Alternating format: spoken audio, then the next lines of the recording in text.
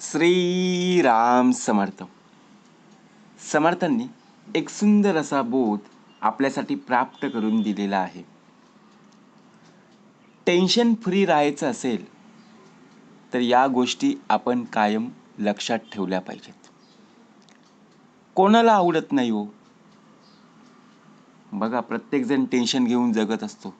कोणाला free tension आवडतं? फ्रीमध्ये राहायचं. बघा, जीवनामध्ये प्रत्येक जण प्रत्येक चिंतेमध्ये असतो. जीवनामध्ये काही घटना अशा घडतात ज्या आपल्या आयुष्याला कलाटणी देणाऱ्या ठरत असतात आणि आपल्या आयुष्यामध्ये खूप मोठा बदल घडवून आणतात. प्रत्येक वेळेला चांगली गोष्ट घडेलच असं नाही ना. आपण समजून घेतलं पाहिजे. या गोष्टी आपण लक्षात ठेवल्या तर नक्कीच आयुष्यात निश्चितपणे बदल घडून येईल.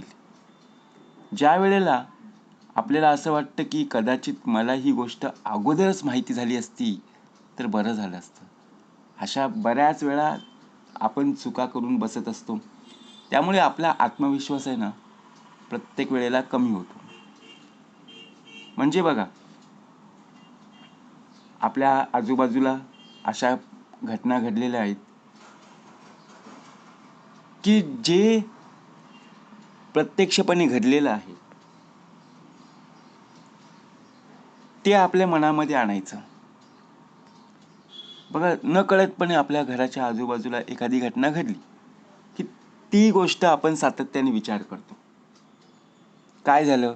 अचानक पाऊस आला.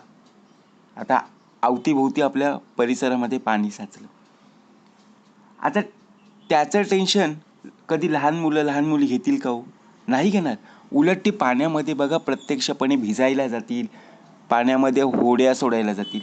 परंतु आपल्याला टेन्शन, आता कसं जायचं, काय दुकानात कसं जायचं, मला जॉबला जायचं आहे, एखाद्या वेळी बघा कुठे अर्जंट काम आहे तिथे मला जायचं आहे. मग त्याची आपण चिंता करत बसतो, टेन्शन घेत असतो. समर्थ म्हणाले, आपलं जीवन आहे ना, हे लहान मुलांसारखं असावं, लहान मुलींसारखं असावं. प्रत्यक्षात जर आपण पाहायला गेलो ना, आपण टेन्शन घेऊन बसतो. कशाला टेन्शन घ्यायचं? कशाची चिंता करायची? अहो, प्रत्यक्षपणे जीवन आपल्याला उत्तम प्रकारे दिलेलं आहे. ते जर आपण टेन्शनमध्ये जीवन जगत असू, मग त्याचा उपयोग काय? टेन्शनने बघा आपलं डोकं, आपलं मन शांत होणार आहे का? नाही. जे आहे ना त्याचा प्रत्यक्षपणे विचार करत त्या प्रश्नांची उत्तरं शोधायची. आता ती उत्तरं कशी शोधायची? तिथं आपल्याला कोण मदतीला येईल का? समर्थ म्हणाले, प्रत्यक्षात जर आपण विचार केला ना, टेन्शन फ्री राहायचं.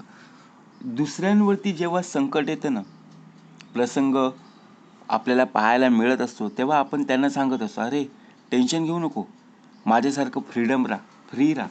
परंतु आपल्यावरती आलो ना, तर आपण एका कोपऱ्यात जाऊन बसतो.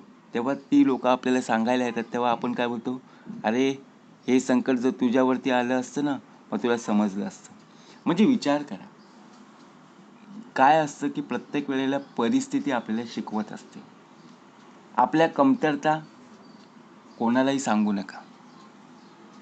कारण जर आपण कमतरता सांगत गेलो, घडून गेलेल्या चांगल्या गोष्टीचा बघा आपण पश्चाताप करत बसत असलो, आता ज्या गोष्टी आपल्या हातून घडून गेल्या त्याचा विचार करणं गरजेचं आहे का? नाहीये. कारण ज्या गोष्टीमुळे आपल्याला त्रास झालेला आहे ती गोष्ट जर लोकांना कळाली तर त्याचा गैरफायदा घेणारे लोक आपल्या आजूबाजूला जास्त प्रमाणात पाहायला मिळतील. मग आपली कमकुवत बाजू होईल, बरोबर की ना? मग त्यामुळे नुकसान हे आपलंच होईल. आपल्या खाजगी गोष्टी असतात ना, समर्थ म्हणाले, ते प्रत्यक्षपणे आपल्याच जवळ ठेवणं गरजेचं आहे. आपण प्रत्येकावर अवलंबून असतो, बरोबर आहे? जर आपण एखादी गोष्ट दुसऱ्यांना सांगायला गेलो आणि त्या व्यक्तीला सांगता सांगता बघा आपण त्याला सांगितलं की बाबा ही गोष्ट कोणाला सांगू नको, ही गोष्ट खाजगी ठेव, बरोबर की नाही. मी फक्त तुलाच सांगितली, परंतु आपण त्याच्यावर विश्वास ठेवलेला असताना समोरची व्यक्ती जर दुसऱ्या कोणाला सांगत असेल आणि समोरच्या व्यक्तीने बघा सांगितलेली गोष्ट एखाद्याला माहीत पडली की आपला जीव वर खाली होतो. कारण ही गोष्ट फक्त त्याच व्यक्तीला माहिती होती जिच्यावर आपण बघा विश्वास ठेवला होता. समर्थ म्हणाले, आता कोणत्या गोष्टीचा विचार करत बसलास? जी गोष्ट होऊन गेली त्या गोष्टीचा विचार नाही केला, तर त्या व्यक्तीला माहिती पडलं त्याचा तू विचार करत बसलास. मग याचा पश्चाताप आपल्याला होत असतो, बरोबर की नाही. म्हणून समर्थ म्हणाले, गेलेल्या वेळेची बघा प्रत्यक्षपणे गेलेल्या वेळेची चिंता करण्यापेक्षा येणाऱ्या वेळेला सावधानपणे सामोरं आपण आता गेलं पाहिजे. कारण गेलेली वेळ पुन्हा येईल का हो आपल्या आयुष्यात? नाही येणार. म्हणून चांगल्या गोष्टी शिकायच्या असतील तर चुकांमधून आपण शिकलं पाहिजे. आपल्या चुका समजून येत नसतील तर इतर लोकांच्या चुकांमधून तरी धडा घेणं गरजेचं आहे. पश्चाताप करण्याऐवजी झालेल्या चुकांमधून शिकणं कधीही चांगलं.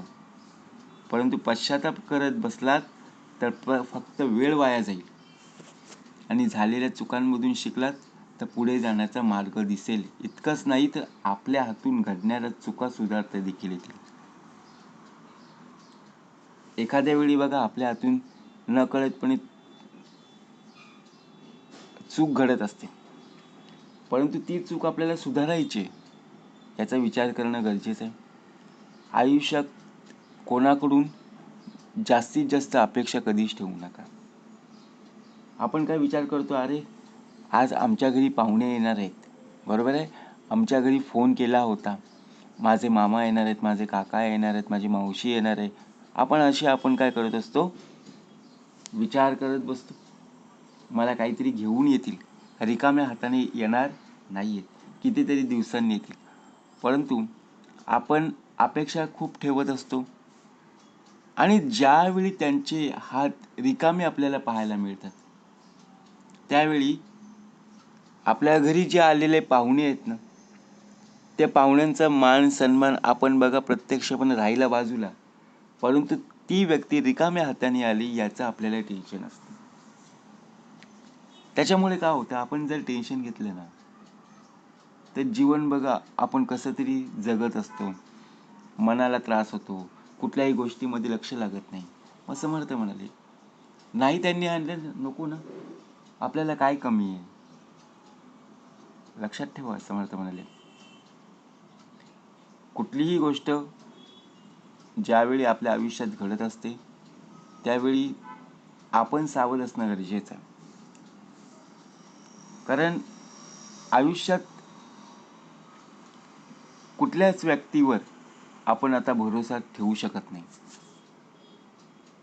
कारण कोण कधी आपला विश्वासघात करेल हे सुद्धा आपल्याला कळणार नाही.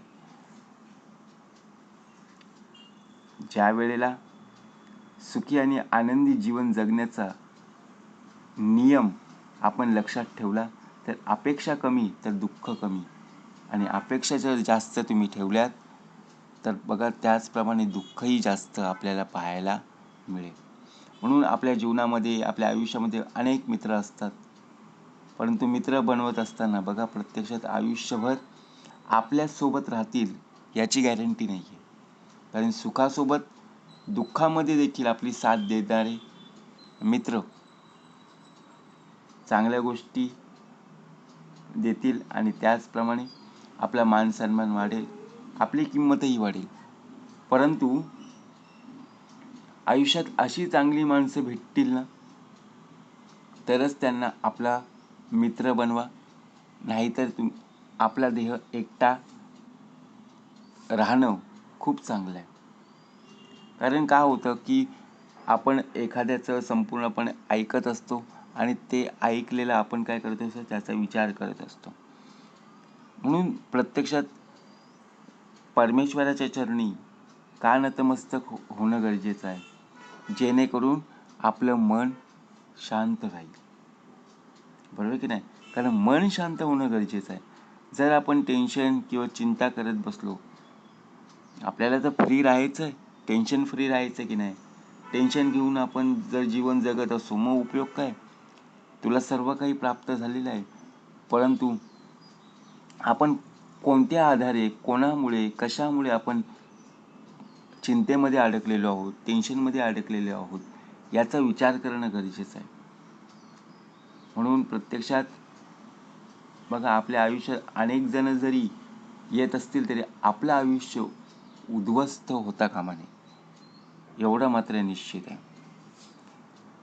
जय जय रघुवीर समर्थ.